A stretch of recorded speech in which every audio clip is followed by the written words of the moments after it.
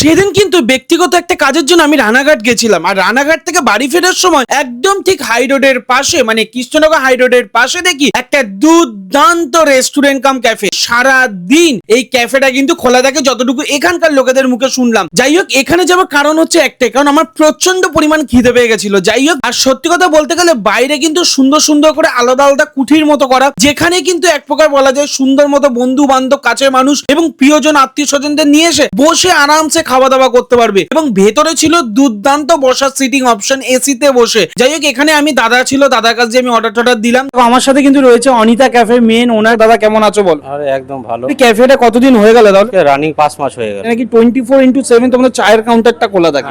24x7 খোলা থাকে। রাতে এক তরকা মানে ওখানে অর্ডার দিলে ওখানে বসে খেতে হ্যাঁ, পারবে?